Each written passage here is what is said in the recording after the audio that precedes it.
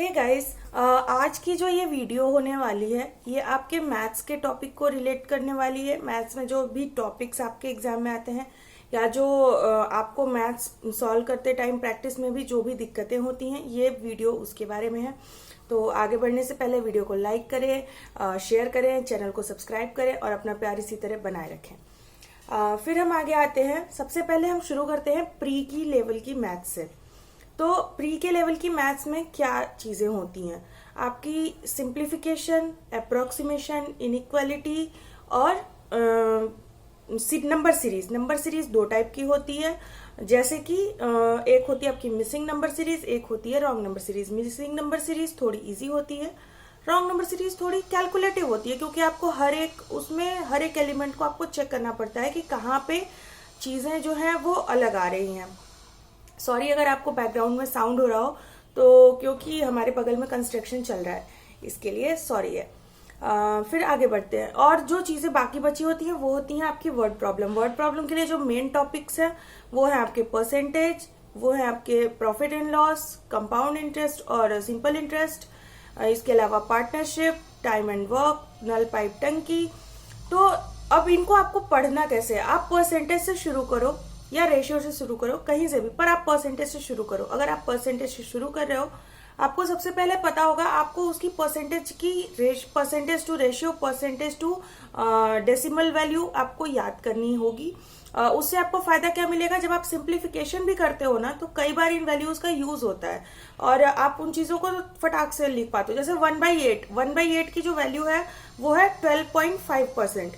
अब अगर आपको पेपर में दे दे कि 800 का 12.5%, आपके माइंड में तुरंत क्लिक कर जाएगा कि 12.5% इज वैल्यू ऑफ 1/8। तो 800 का हमें कितना निकालना है? 1/8 निकालना है, दैट इज 100। तो ये कैलकुलेशन आप ऐसे चुटकियों में पेपर पे कर लो या फिर माइंड में कर सकते हो। तो इससे आपका काफी टाइम बचेगा। आप ध्यान रखो, अगर एग्जाम में आप हर एक क्वेश्चन पे 10 सेकेंड भी बचाते हो ना, वो 6 क्वेश्चन के बाद वो जाके पूरा 1 मिनट होता है, जो आपको कहीं ना कहीं आगे फायदा जरूर देगा। इसके बाद आ जाते हैं आपकी दूसरी चीज, जो कि आपको टेबल आपको याद होगी तो आपकी कैलकुलेशन में स्पीड बढ़ेगी। इसी तरह आप जो स्क्वायर्स और क्यूब्स है, आप इन्हें याद कर लो। ये आपकी स्पीड को कैलकुलेशन की बढ़ाएगा। आप एग्जाम में सोचो कि आप 441 है और स्क्वायर रूट में या कुछ ऐसे दिया हुआ है, 21 का स्क्वायर दिया हुआ है, आप उसको मल्टीप्लाई करके निकालोगे तो जाहिर सी चीज है आपका कुछ टाइम तो जाएगा। अगर आप वो टाइम सेव करते हो तो आप उसको आगे के क्वेश्चंस को सॉल्व करने के लिए यूज कर सकते हो। ये तो रही आपके नॉर्मल टॉपिक्स की बात। अब आते हैं मेनली, जो कि कई लोगों का कंसर्न रहा है कि जो वो वर्ड प्रॉब्लम वाला सेक्शन है उसको कैसे टैकल करें। कई लोगों ने मुझे ये भी मैसेज करा कि मैम, जब हम लोग प्रैक्टिस करते हैं उस समय हम प्रैक्टिस करते समय एग्जॉस्ट हो जाते हैं और फिर हम काफी लंबा गैप लेते हैं। तो मैं आपसे यही कहूंगी कि इसका सबसे बेस्ट तरीका ये है कि आप अपना जो टाइम टेबल है, यानी जो आप चीजों को प्रैक्टिस करने का टाइम रख रहे हो, अगर आप एग्जॉस्ट जल्दी हो रहे हो मैथ्स करते टाइम, तो आप इसको छोटे छोटे टुकड़ों में तोड़ दो। यानी कि अगर आपने मैथ्स के 10 से 12 क्वेश्चन लगाए, आप 5 मिनट का एक रेस्ट ले लो, आप पानी पियो, आप कोई सॉन्ग सुन लो या जो भी आपकी फेवरेट चीज है, 5-10 मिनट में आप वापस आओ, फिर 10-15 मिनट का रेस्ट ले लो। अगर आपके 30-35 क्वेश्चन हो जा रहे हैं, आप कोई ऐसे सब्जेक्ट को पढ़ने लगो जो आपको इजी लगता है, आपको पसंद है, या आप अपनी जीए एक बार रिवाइज कर लो आधे घंटे के लिए, फिर आप वापस मैथ पे आओ। तो ये चीजें हैं, इससे आप अपने स्टडी आवर्स बढ़ा सकते हो, आप अपने प्रैक्टिस के टाइम को बढ़ा सकते हो। दूसरी चीज क्या है कि मैथ्स में प्रैक्टिस को करना है तो किन चीजों पे ज्यादा फोकस करना है? देखिए, परसेंटेज के क्वेश्चन हमेशा आते हैं एग्जाम में। कंपाउंड इंटरेस्ट, सिंपल इंटरेस्ट, ये क्वेश्चन हमेशा एग्जाम में आते हैं। पार्टनरशिप के क्वेश्चन एग्जाम में हमेशा होते हैं। अगर आप टाइम एंड वर्क को टैकल कर रहे हो, वो चैप्टर अगर आप कर रहे हो, तो उसके साथ आपके 2 चैप्टर क्लियर होते हैं। जैसे जो आप निगेटिव वर्क का कॉन्सेप्ट पढ़ते हो ना, वही निगेटिव वर्क का कॉन्सेप्ट आपके नल पाइप टंकी वाली, यानी पाइप एंड सिस्टर्न का जो है टॉपिक, उस पे भी अप्लाई होता है। तो इस तरीके से चीजों को आप कनेक्ट करके पढ़ो। जब आप टाइम एंड डिस्टेंस पढ़ रहे हो तो आपका ट्रेन का टॉपिक और कुछ हद तक बोट एंड जो वो उसकी वो वाली जो टॉपिक है वो भी आपकी क्लियर हो जाएगी। तो आपको चीजों को मिला के पढ़ना है कि आप इससे रिलेट करके इसको पढ़ सकते हो। इससे क्या होगा कि आपका एक कॉन्सेप्ट डेवलप होता जाएगा। एग्जाम में मेन चीज ये नहीं होती है कि आपको क्वेश्चन देखते ही अरे इसका आपको तरीका पता होना चाहिए, नहीं। एग्जाम में वो ऑप्शनल क्वेश्चन है, आप उसको कितना तेजी से लगा पा रहे हो ये मैटर करता है। तो खासकर तो प्री में टाइम बहुत मैटर करता है। तो आपको क्या करना है, आपको चीजों का कॉन्सेप्ट क्लियर रखना है, आपको अपनी प्रैक्टिस बढ़ानी है। कैसे बढ़ानी है वो मैंने बता दी। आपको अपना टाइम जो है वो छोटे छोटे स्लॉट्स में बांटना है। दूसरी चीज जो मेरे पास सबसे ज्यादा क्वेरी आई है वो ये है कि अगर आप वर्किंग हैं या हाउसवाइफ हैं तो आप चीजों को कैसे मैनेज करें। देखिए, टाइम टेबल मैंने आपको दे दिया है कि आपको क्या चीजें किस तरीके से पढ़नी है।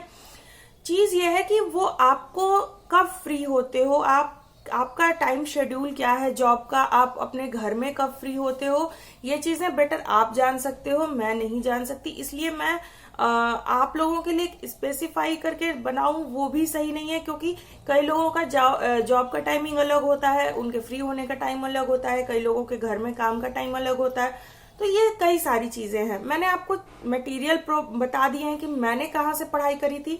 अगर आपको अवेलेबल है वेल एंड गुड, आप ले लो। अगर नहीं है आपके पास जो मटेरियल है आप उससे अच्छे से पढ़ो।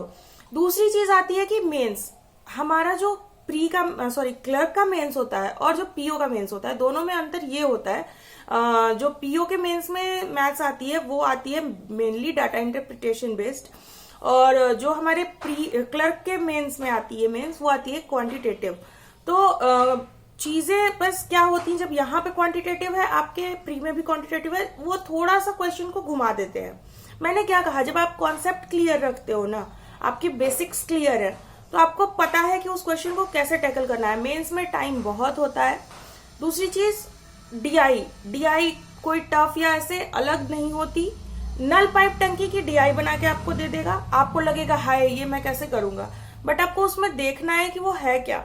आपके में भी हो सकता है आपके एक्स एक्सिस पे वो टाइम दे दे, इधर दे दे कि वो किस स्पीड से भर रहे हैं नल पानी को। तो यही चीजें होती हैं। आपकी ट्रेन दे दे, अगर दो ट्रेनें एक साथ दौड़ रही हैं, उनका बार में बना के दे दे कि इस ट्रेन की स्पीड ये रह रही है, इस ट्रेन की स्पीड ये रह रही है, अलग अलग डे पे ऐसे ऐसे दौड़ रहे हैं। तो वो चीजें हैं उसमें। बस उन जो आप क्वेश्चन आपको वर्ड फॉर्म में मिल रहे थे, उन्हीं क्वेश्चंस को अब एग्जाम में क्या किया गया कि उन्हें डीआई के फॉर्म में चेंज कर दिया गया। तो बस आपको घबराना बिल्कुल भी नहीं है, रिलैक्स करिए, आप अपनी प्रैक्टिस करिए और आप ये एग्जाम आने वाला क्रैक करने वाले हो। क्योंकि बहुत सारे लोगों ने किया है, मैंने किया है, तो आप सबसे पहले ये विश्वास रखो कि आप करने वाले हो ये एग्जाम क्लियर। आप जो यूनिवर्स से जैसी एनर्जी आप यूनिवर्स को दोगे, यूनिवर्स आपको वही रिटर्न करता है। पॉजिटिविटी बनाए रखें, बिल्कुल भी धीरज ना खोएं। चीजों को कोशिश करो ना कि आज अगर आपकी एक एसटी में एक क्वेश्चन गलत हुआ है, अगर उस टाइप का क्वेश्चन कभी भी आपको दोबारा आपके मॉक टेस्ट में मिले, वो कभी गलत ना हो। आज आपने एक क्वेश्चन की प्रैक्टिस कर ली है, तो वो क्वेश्चन जब आपको आगे मिल रहा है उसकी प्रैक्टिस मतलब इतनी करो कि वो क्वेश्चन दोबारा आपको गलत ना हो। वो आप देखें उस टाइप का क्वेश्चन और आपको पता चले हाँ इस क्वेश्चन को मुझे ऐसे करना है। ये चीजें आपकी क्लियर होनी चाहिए, बेसिक्स आपके क्लियर होने चाहिए। दूसरी चीज simplification, approximation, missing series, wrong number series. लोग बहुत भागते हैं इन चीजों के पीछे कि मतलब इन चीजों को नहीं केयर करते, डीआई के पीछे ज्यादा भागते हैं कि हम ये कर लेंगे। लेकिन ये चीजें जब आप रेगुलर प्रैक्टिस करते हो तो आपका टाइम ड्यूरेशन जो है वो एग्जाम में बचता है और वो आप ही के लिए प्रॉफिटेबल है। तो अगर आप बिगिनर हो तो 15 से 20 क्वेश्चन रोज लगाओ, 5 ईच टाइप। अगर आप थोड़ा और आगे आ चुके हो तो आप ईच टाइप इज इन की आप 5 सिंप्लीफिकेशन लगा चुके, आप 5 अप्रोक्सीमेशन कर चुके, 5 रॉन्ग सीरीज कर चुके, 5 मिसिंग सीरीज कर चुके, 5 इनइक्वालिटी। आप एक 25 क्वेश्चन का आपने एक बंच लगा लिया, बहुत हैवी नहीं हुआ, बहुत नॉर्मल है और आपकी इजीली हो जाएंगे। आप बिगिनर हो तो। अगर आप काफी लंबे समय से प्रिपरेशन कर रहे हो, इसी टाइम क्वेश्चन की जो वो है करने की जो लिमिट है इसको डबल कर दो, आप 50 क्वेश्चन लगाने लगो। बस ये कुछ चीजें हैं, ये छोटे छोटे पॉइंट्स होते हैं जो एग्जाम में हमें सक्सेसफुल बनाते हैं। क्योंकि ये जो छोटा छोटा टाइम हम बचाते हैं ना, एक क्वेश्चन पे 5 सेकंड 10 सेकंड, एग्जाम में आगे जाके अगर आपने 6 क्वेश्चन सॉल्व कर लिए, आपने पूरा 1 मिनट बचाया जो कि आप किसी वर्ड प्रॉब्लम को दे सकते हो। तो with this guys, thank you, I am signing out. Love and peace from me to you. Thank you.